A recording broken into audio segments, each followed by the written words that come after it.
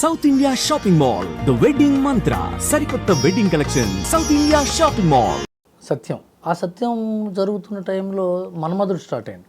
So అందరి focus దాని మీద ఉంటుంది. మేము ఇట్లా మొహాలేసు మేము కొత్త డైరెక్టరు, కొత్త రైటరు, హీరోనేమో ఇంకా అప్పటికి సక్సెస్ రాలేదు సుమంత్ గారికి.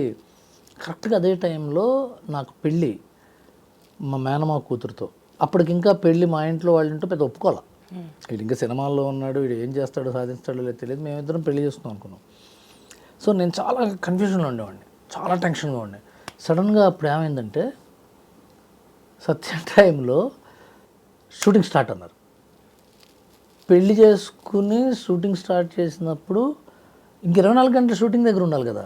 రాత్రి పగళ్ళు మా వైఫ్ ప్రెగ్నెంట్, ఒక్కతే ఉండేది ఇంట్లో.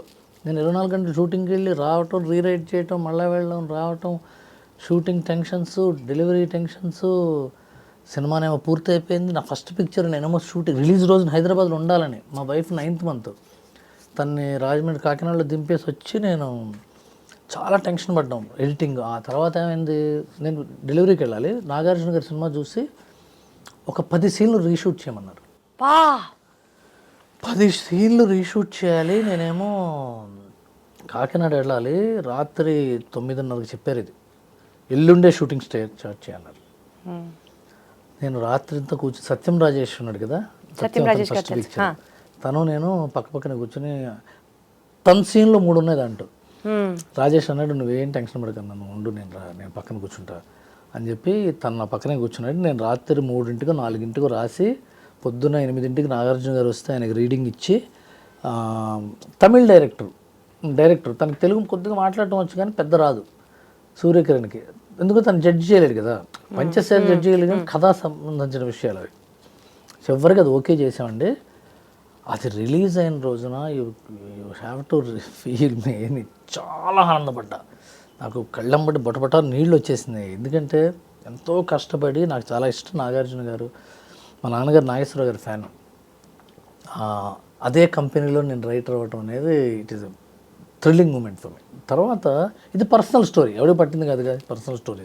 నేను నాకు ఏవైతే ఏంటి కట్ చేస్తే పరుగు సినిమా భాస్కర్ బొమ్మరిల తర్వాత సినిమా, అది అల్లు అర్జున్ సినిమా, పెద్ద సినిమా. అది వర్క్ చేస్తుంటే నాకు భాస్కర్కి రోజు గొడవలే.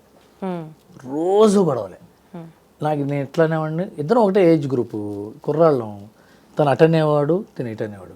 తను బొమ్మరిల్ డైరెక్టరు, సో తన వాల్యూకే ఎక్కువ ఉండేది. నేనేమో కాదు కూడదని ఇట్లా గొడవ. మా ఇద్దరికి పాప ఆనందరంగా పంచాయతీ తీర్చేవాడు. ప్రతిరోజు గొడవే, ఇలా రాయాలి, అలా రాయాలి, ఇలా రాయాలి. But he loves me not as a person. నాకు ఇప్పటికీ ఫ్రెండ్, నేను చెప్తున్నాను, ఎందుకు తను చూసి కూడా నవ్వుకుంటాడు చూస్తే. చివరికి అది సినిమా జనవరిలో రిలీజ్ అవ్వాల్సింది పోస్ట్ పోయి మేకు వచ్చిందిగో ఈ ప్రాబ్లమ్స్ వల్ల. ఆ సినిమా షూటింగ్ అండి కొడైకెనాల్లో. ఆ కొడైకెనాల్ ఏంటంటే షూటింగ్ ఎలా చేయాలంటే మిస్ట్ వస్తూ ఉంటుంది. ఆ మిస్ట్లో హీరోయిన్ చూడాలి. హీరో ఆ మిస్ట్ మన చేతుల్లో లేదు కదా, అది నేచర్, అది అలా వచ్చి వెళ్ళిపోతూ ఉంటుంది. అది దాన్ని ఆపి కాసేపు అనలేం కదా. అది మొత్తం వస్తే మనిషి కనపడ్డు. అది వెళ్తున్నప్పుడు వస్తున్నప్పుడో తీయాలి. అది రోజుకు 4 షాట్లు తీయలేం, అంతేగా. అంటే వేరే పనులు చేసుకున్నప్పుడు వాళ్ళు మిస్ట్ వచ్చిందని తీసేవాడు. అదేంటది 200 మీటర్లు దిగి మళ్ళీ 200 మీటర్లు ఎక్కాలి కొండ. అది ఆక్సిజన్ తక్కువ ఉండేది. పైగా అదేంటి సమ్మర్లో కొడైకెనాల్ బ్రహ్మాండంగా ఉంటుంది.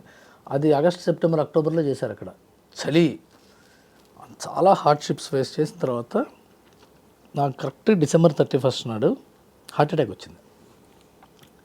ఆ పరుగు సినిమా జరుగుతున్నప్పుడు December 31st వచ్చి Jan 1st నాడు నాకు ఏదో ట్రీట్మెంట్ చేశారు. మళ్ళీ Jan 7th నుంచి నేను was in the shoot. Recover అయిపోయారు. వాళ్ళు ఫటక్. నేను 4th ఇంటికి వచ్చా. 4th 4 రోజులు ఉంచుతారు హాస్పిటల్లో. 4th ఇంటికి వచ్చా, 7th మళ్ళీ షూటింగ్ వెళ్ళిపోయారు. పాపము అదే టైంకి భాస్కర్ వాళ్ళ మదర్ చనిపోయారు. నాకు ఇలా జరిగింది, తనకు అలా జరిగింది. But he also came back immediately in 4 days. అప్పుడు కష్టపడి చివరి దాకా డబ్బింగ్లో, ఎడిటింగ్లో, పబ్లిసిటీలో, కాపీ అలా వెళ్ళి ప్రసాద్ మల్టీప్లెక్స్లో షో వేశారండి. We understood that film is a super hit. స్లోగా స్టార్ట్ అవుతుంది సినిమా. చివరికి వచ్చేటప్పుడు నేను చూస్తుంటే జనం ఏడుస్తున్నారు. ఆ రోజున నేను మౌనంగా నాలో నేను ఏడ్చా, బా ఎంత బాగుందని. ఆ తర్వాత నాకు కూతురు పుట్టింది. అది కూతురు మీద సినిమా. అది అవును, నేను మా అమ్మాయికి చూపించా మొన్న 60 తనకి 15 years వచ్చినప్పుడు దానికి చూపించా. నేను దాన్ని ఊహించుకుని రాసా, ఇలా నాకు కూతురుంటే నేను ఎలా ఆలోచిస్తాను, దాని గురించి నేను ఎంత ప్రేమిస్తాను అని. And I'm really happy. అదొక సినిమా నా లైఫ్లో షేక్ చేసిన సినిమా. Very happy sir. యాక్చువల్గా ఈ సందర్భం వచ్చింది కాబట్టి మాట్లాడుతున్నాను. సినిమా ఇండస్ట్రీలో సార్ ఒక్కొక్కళ్ళకి ఒక సినిమా జరిగేటప్పుడు చాలా స్టోరీస్ ఉంటాయి పర్సనల్గా. ఇలాంటి హార్డ్షిప్స్ ఫేస్ చేస్తూనే ఉంటారు. అది చిన్నదా పెద్దదా అని లెక్కేయడానికి కాదు, బట్ స్టిల్ ఇన్ని హార్డ్షిప్స్ ఫేస్ చేసి ఒక సినిమా తీసిన తర్వాత హాయిగా ఒక ఏసీ రూమ్లో కూర్చొని చేతిలో కాఫీ తాగుతూ ఈ సినిమాకి నేను ఇచ్చే రేటింగ్ అని ఇస్తారు చూడండి, నాకు అసలు ఎంత కోపం వస్తుందంటే, ఎంత కష్టం లేకపోతే ఆ సినిమా, ఒక్కొక్కడి హార్డ్ వర్క్ ఎంత లేకపోతే ఆ సినిమా తీస్తారు. Who are you to decide the fate of the movie అని పర్సనల్గా నాకు అనిపిస్తుంది. ఇప్పుడు I have a different view on it. Cinema మీద రేటింగ్ ఉంటుంది కదండి, సినిమా మీద రేటింగ్ కాదు, ప్రపంచంలో ఎవ్రీ ప్రోడక్ట్ మీద రేటింగ్ ఉంటుంది. సబ్బుల మీద రేటింగ్ ఉంటుంది, కార్ల మీద రేటింగ్ ఉంటుంది, పెన్సిల్స్ మీద రేటింగ్ ఉంటుంది, పెన్నుల మీద, షూ మీద రేటింగ్ ఉంటుంది, డాక్టర్స్ చేసే వైద్యం మీద రేటింగ్ ఉంటుంది, ప్రతి దాని మీద రేటింగ్ ఉంటుంది.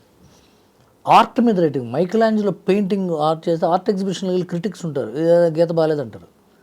You can't say anything because they are part of the society. ఈ పార్ట్ ఆఫ్ ద సొసైటీది ఉన్నప్పుడు మనం ఆ రేటింగ్ని, ఆ విమర్శని తీసుకోవాలి, వేరే ఆప్షన్ లేదు. ఇప్పుడు మీ ఇంటర్వ్యూలకు రేటింగ్లు పెట్టట్లేదు, కానీ ఇంటర్వ్యూలు కూడా రేటింగ్ పెట్టచ్చు యాక్చువల్గా. ఎస్, దీప్తి గారి ఇంటర్వ్యూ బెటరా, XYZ ఇంటర్వ్యూ బెటరా, వేరే వాళ్ళ ఇంటర్వ్యూ బెటరా, ఐ డ్రీమ్లో ఉన్నప్పుడు బాగా చేసింది ఆవిడ, ఇంకో కంపెనీలో బాగా చేసింది, ఎవరు చెప్పచ్చు, ఏం చేయలేము. అది వాళ్ళ హక్కు, వాళ్ళ జీవన విధానం అది, లేకపోతే జీవన భృతి కూడా అది, వాళ్ళకి అదే కదా ఆధారం, జీవనాధారం. సో క్రిటిక్స్ని సీరియస్గా తీసుకోవాలా లేకపోతే వాళ్ళు పట్టించుకోకర్లేదా అనేది కూడా personal choice. But when it is affecting a business, అది సీరియస్గా తీసుకోవాల్సి వస్తుంది. ఇవాళ స్టోరీ డిస్కషన్స్లో కానీ, ఇవాళ పబ్లిసిటీ డిజైన్స్లో కానీ, లేకపోతే మేకింగ్ సైడ్లో కానీ, రేపొద్దున trollers is different story, will discuss later. రేపొద్దున రేటింగ్ ఇచ్చేటప్పుడు ఇలా ఇస్తారు, రేపొద్దున వాళ్ళ సైట్లో ఆర్టికల్ రాసేటప్పుడు దీని మీద క్వశ్చన్ చేస్తారు, లేకపోతే రేపొద్దున ఫస్ట్ మార్నింగ్ షోకి వెళ్ళిన తర్వాత ఇలాంటి అబ్జెక్షన్స్ రావచ్చు అని ఒళ్ళు దగ్గర పెట్టుకునో, భయపడుతూనో, కంగారు పడుతూనో, అతి జాగ్రత్త తీసుకుంటూనో, జాగ్రత్త పడుతూ సినిమాలు తీస్తున్నాయి. ఒకసారి అవి ఎక్కువ తప్పును కూడా చేస్తున్నాయి.